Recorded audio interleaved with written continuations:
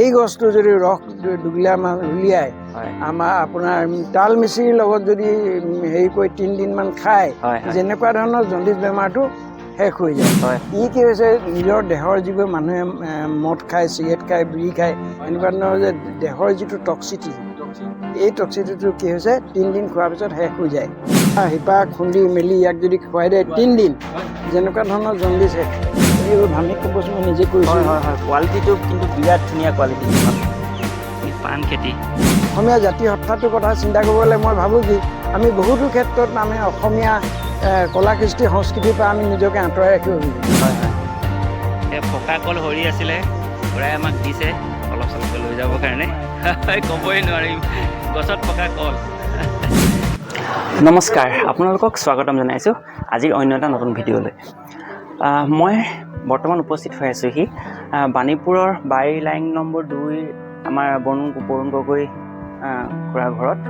তেখেতে আপোনাৰ ৭৫ বছৰ বয়স তেখেতে অতিক্ৰম কৰিছে আৰু তেখেতে ৪৫ বছৰ আপোনাৰ বাগানত কাম কৰি বৰ্তমান তেখেতে ৰিটায়াৰ হয় এতিয়া খেতিত মনোনিৱেশ কৰিছে। ইমান ধুনীয়াভাৱে তেখেতে সজাই পৰাই তুলিছে যে সৰু জেগা এটাতে ইমান ধুনীয়াকৈ তেখেতে ব্যৱসায় ভিত্তিতে কৰিছে। আৰু বলক মই তেখেতৰ লগত কিছু কথা পাতোঁ। নমস্কাৰ। ভালে আছে? ভালে আছে। আমি সকলোৱে শুনি আছোঁ আপুনি ইমান ধুনীয়াকৈ খেতি কৰি আছে আৰু ইমান এইটো বয়সতো যে আপুনি ইমান ধুনীয়াকৈ কৰিছে, তাৰ বিষয়ে আপোনাৰ লগত মানে আজি আমি আপোনাৰ খেতি পথাৰখন চাওঁ বুলি আহিলোঁ। তুমি আহিলা, তোমাক মই সুপ্ৰভাত যাচিলোঁ। আৰু তুমি বৰ্তমান আহিছা মানে মোৰ খেতি পদ্ধতি, খেতি প্ৰণালীটো চোৱাৰ কথা এটা কৈছিলা। সেইখিনি অতি উত্তম হয়। আৰু মই আজি বাগানত প্ৰায় নহয় 45 বছৰ চাকৰি কৰাৰ পিছত ৰিটায়াৰমেণ্ট কৰিলোঁ। ৰিটায়াৰমেণ্ট কৰাৰ পিছতো মই আজি মানে এই কৃষি পদ্ধতিটোত মই মনোনিৱেশ কৰিছোঁ। এতিয়া বৰ্তমান অৱস্থাত মানুহৰ এনেকুৱা এটা অৱস্থা হৈছে, এই ইউৰিয়া বা কেমিকেল জাতীয় কিছুমান শাক পাচলি খাই মানুহৰ বিভিন্ন ধৰণৰ মানে ৰোগাক্ৰান্ত হ'বলগীয়া হৈছে।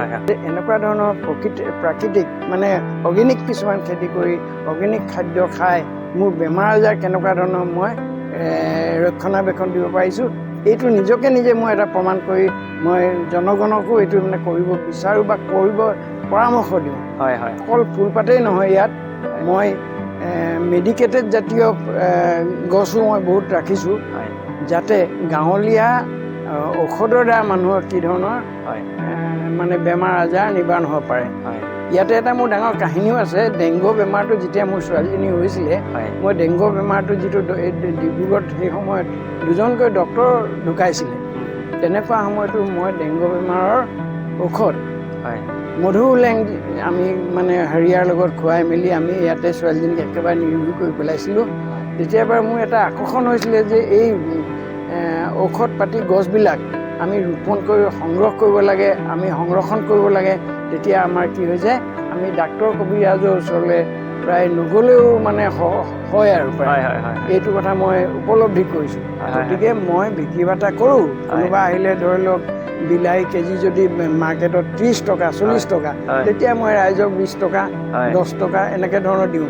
মোৰ পাৰিশ্ৰমিক যিটো আছে ৰাইজেও মোক দিয়ে মৰম কৰি, আৰু ময়ো লওঁ সেইটো।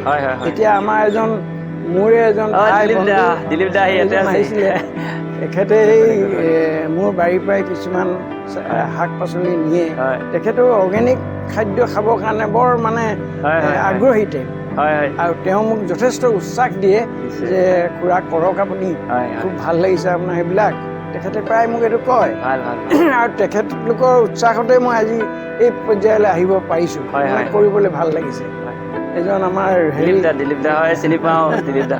ঘৰত শাক পাচলি শেষ হ'ল, এই মানুহজনী কৈছে যে যোৱাচোন কিবা এটা লৈ আহে। সেইকাৰণে আহিলোঁ। আৰু এই মুহূৰ্তত মানে সাক্ষাৎকাৰো তেখেতক লৈছে যে ময়ো পালোঁ, এইটো মানে এটা সংযোগ বুলি ক'ব। সুন্দৰ সংযোগ। এতিয়া ত্ৰিবেণী সংগম, মই তোমাক লগ পালোঁ, তেওঁক লগ পালোঁ, আমি ত্ৰিবেণী সংগম হৈ গৈছোঁ আজি। অকণমান বাৰীখন চাওঁগে ন, কি কি আছে। এইটো হেৰি বুলি কয় মধুসোলেং ন, মধুসোলেং। এই গছটো এনেকুৱা এটা গছ, কাৰোবাৰ যদি জণ্ডিছ হৈছে, আমাৰ সাধাৰণতে কি কয় জণ্ডিছ হ'লে মানে হেৰি হ'ব, জাৰিব, ফুকিব বা অন্যান্য ঔষধ খুৱায়। কিন্তু এইটো এটা মই ক'বলৈ পাই ভাল লাগিছে, এই গছটো যদি ৰস দুগিলামান উলিয়াই আপোনাৰ তাল মিচিৰিৰ লগত যদি হেৰি কৰি 3 দিনমান খায় যেনেকুৱা ধৰণৰ জণ্ডিছ বেমাৰটো শেষ হৈ যায়। তাৰপিছতে আমাৰ এওঁ আহিছে দে মোৰ এই পৰিবাৰ। নমস্কাৰ। পৰিবাৰ মানে মোৰ জীৱন সংগী। এওঁ যথেষ্ট মোক মানে মোৰ লগত মানে সহযোগিতা কৰে। ৰাতিপুৱা পানী দিয়াৰ পৰা আদি কৰি এই ভাৰ্মি কম্পোষ্ট, মোৰ এই ভাৰ্মি কম্পোষ্ট আছে নিজৰ। ভাৰ্মি কম্পোষ্ট উলিয়াই এওঁ মানে সেইবিলাকো মানে প্ৰয়োগ কৰে। নিজে কৰি লৈছে গোটেইখিনি ক্ষতি ন? এইবোৰ ভাৰ্মি কম্পোষ্ট মই নিজে কৰিছোঁ। কোৱালিটিটো কিন্তু বিৰাট ধুনীয়া কোৱালিটি খুব মজা কৰি কোৱালিটিটো কিনাখিনি নিচিনা ভেজাল হয়। এইটো মোৰ একেবাৰে হেৰি আৰু এইটো দি চালে মানে পোৱা যাব যে পুলি গছবিলাক মানে খুব সোনকালে ইয়াৰ হেৰি হৈ যায়। তাৰ স্বাস্থ্য পাতি একদম হেৰি হৈ যায়। এইটো মানে তাৰ কাৰণে এতিয়া কিনিবলগীয়া হোৱা নাই, এইটো এটা খৰচাও হোৱা নাই আপোনাৰ। ভেদাইলতাখিনি বৰ ধুনীয়াকৈ লাগি আছে। ভেদাইলতা আছে, নিম গছ আছে মানে কালেকশ্যন হয়। আৰু এটা বস্তু মই দেখুৱাওঁ, মই নতুনকৈ কৰিবলৈ চেষ্টা এটা কৰিছোঁ। এই বস্তুটো ইয়াৰ নহয়, মালয়েছিয়াৰ বস্তু। মালয়েছিয়া ই কি হৈছে, নিজৰ দেহৰ যিবোৰ মানুহে মদ খায়, চিগাৰেট খায়, বিড়ি খায়, এনেকুৱা ধৰণৰ যে দেহৰ যিটো টক্সিচিটি, এই টক্সিচিটিটো কি হৈছে 3 দিন খোৱাৰ পিছত শেষ হৈ যায়। তাৰোপৰি এইটো এটা আটাইতকৈ ডাঙৰ বেমাৰ আছে কি কেঞ্চাৰ। কেঞ্চাৰ প্ৰতিৰোধ মানে কেঞ্চাৰ হোৱা মানুহে যদি ধৈৰ্য ধৰি খাব পাৰে নহয়, প্ৰায় 2-3 মাহ কেঞ্চাৰৰ বেমাৰ খোৱাৰ পিছত এই কেঞ্চাৰ বেমাৰ ভাল হয়, নিৰোগী হয়। এইটো নামটো মই সহজে অলপ পাহৰিছোঁ, কিন্তু এইটো বস্তুটো মালয়েছিয়া। ইয়াক মই এতিয়া কৰিছোঁহে। এইটো বস্তুটো হ'ল কি জণ্ডিছৰ কাৰণে 1 নম্বৰ। এইটো জমলাখুটি হয়। ইয়াৰ মানে শিপা খুন্দি মেলি ইয়াক যদি খুৱাই দিয়ে 3 দিন, যেনেকুৱা ধৰণৰ জণ্ডিছ শেষ। এইটো একেবাৰে সত্য কথা, কোনোবাই লাগিলে প্ৰমাণ কৰি চাব পাৰে। এতিয়াও এইটো শুকলতি দেহৰ বিভিন্ন ধৰণৰ বেমাৰৰ কাৰণে শুকলতিটো বৰ উপকাৰী বস্তু। আৰু এইটোতো হয়তো চিনি পাইছে, এইটো এই মানে যাৰ চুগাৰ আছে, ৰাতিপুৱা যদি ইয়াৰ ৰস খায় তেতিয়াহ'লে চুগাৰ মানে ভাল হৈ যায়। এইটো মুৰ্গী ফাৰ্ম। মই এই মুৰ্গী ফাৰ্মটো আজিকালি যি ধৰণে মানুহে পোৱালি আনে, কণী আনি মানে উমনি হেৰি পোৱালি কিনি আনি কেনে কুকুৰা ফাৰ্ম কৰিছে, এইবিলাক কি বুলি কয়, কয়লাৰ বুলি কয়। মই নিজেও ব্যৱহাৰ কৰিছোঁ, এইবিলাক খাবলৈ একেবাৰে সা সোৱাদ নাই আৰু ইয়াৰ গুণাগুণবিলাকো নাই।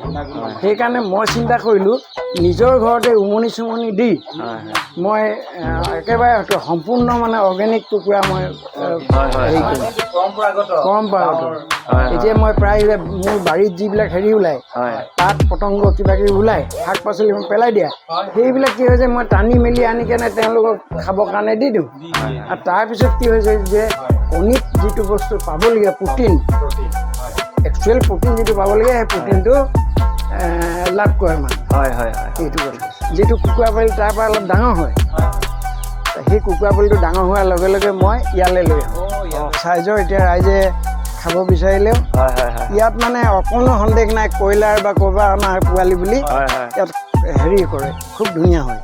এইযোৰা বগৰী মানে বৰ সুন্দৰ বগৰী। এইটো মানে এই বজাৰত যিটো বিক্ৰী হয় তেনেকুৱা ধৰণৰ নহয় বগৰীটো। এটা বগৰী খোৱাৰ পিছতে মানে এইফালে ৰস ওলাই যায়গৈ। এইটো ডিমুৰ পুলি মই থৈছোঁ, এটা কাম আছে। এই আম লাগিছে, এই আম ধুনীয়াকৈ লাগি আছে। এইটো হ'ল পচতীয়া। এতিয়া বৰ্তমান পচতীয়া শুকুৱাই পাত বিক্ৰী কৰিছে, খুব মানে পইচা মানে ৰাইজে পাইছে। এই পচতীয়া গছ আমি বিভিন্ন কাৰণত পচতীয়া গছ খুব ভাল আনো। হেৰি মই প্ৰাঞ্জলক কৈছিলোঁ যে মই খেতি পদ্ধতিটো মই আৰম্ভহে কৰিছোঁ বুলি কৈছিলোঁ এইবছৰ মানে এইটো এটা বৰ গাঁত আছিলে। মই ইয়াত মাটি পেলালোঁ, মাটি পেলাই এইবছৰ নতুন মাটিত মই এই খেতি আৰম্ভ কৰিছোঁ। এই ভেন্দি লাগিলে সাধাৰণতে মোৰ বাৰীখনৰ সোমোৱাৰ লগে লগে ইউৰিয়া MOP কেমিকেল জাতীয় বস্তু মই সোমাবলৈ নিদিওঁ। এই জিকা লাগিছে, ইমান সৰুতেই জিকা লাগিছে, জিকা উঠি গৈছে, জিকা লাগি গৈছে। বডিও ঠিক তেনেকৈ বেছি দিন হোৱা নাই, বডি এইবিলাক এই লাগিছে আৰু লাহেকৈ বডিবিলাক।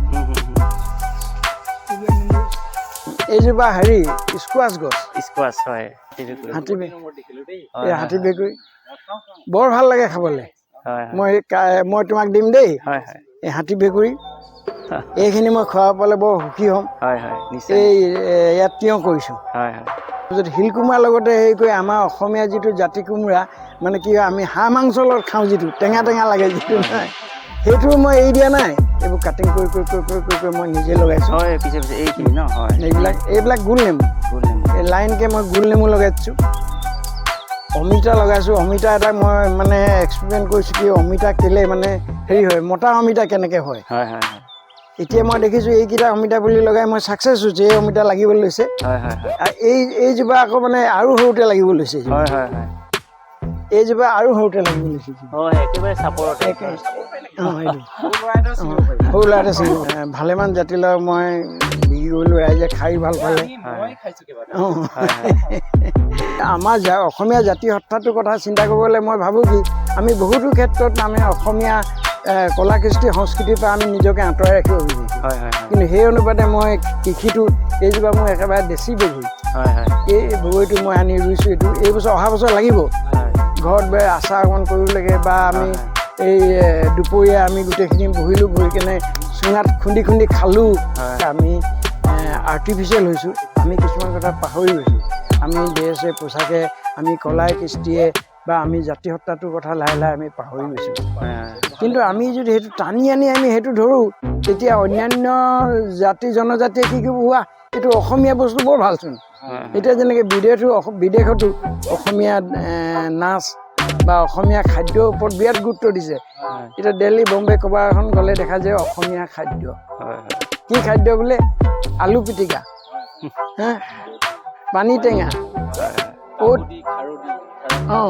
ঔটেঙা এনেকুৱা ধৰণৰ মানে আমাৰ খাদ্যবিলাক মানুহে খায় এই অসমীয়া হোটেল ক'ত আছে এইটো এটা অতি গৌৰৱৰ কথা আৰু মই সঁচা কথা ক'ব গ'লে মই এই গছৰ প্ৰতি বৰ গছপ্ৰেমিক মই বাগানত এতিয়া ইমান দিনে যিমান এদিন চাকৰি কৰিলোঁ মোৰ 45 years হেৰিয়ত প্ৰতিটো বাগানৰ প্ৰতিটো জেগাত দেখিব মই গছ পুলি ৰুৱাইছোঁ আমলখি ৰুৱাইছোঁ আৰু গমাৰি গছ ৰুৱাইছোঁ এনেকৈ ধৰণৰ বৰ মানে মজদুৰসকলৰ সুবিধাৰ্থে মই বহুত লগাই থৈ আহিছোঁ বহুত খুৰা আমি যেতিয়া বজাৰলৈ যাওঁতে আমি প্ৰায়ে কওঁ যে এই দৰৱ দিয়া আছে নেকি বা দৰৱ দিয়া নিদিয়া এই বস্তুটো মানে আমি অকণমান বুজাই দিব নেকি বস্তুটো যে দৰৱ দিলেহে অকল ডাঙৰ হয় নে নিদিলেও ধুনীয়াকৈ ডাঙৰ হ'ব পাৰে বাৰু এইটো কথা তুমি বৰ ধুনীয়া সুন্দৰ কথা এটা সুধিলা মোক এইটো মোৰ অভিজ্ঞতাৰ পিনৰ পৰা মই এটা কথা ক'ব বিচাৰোঁ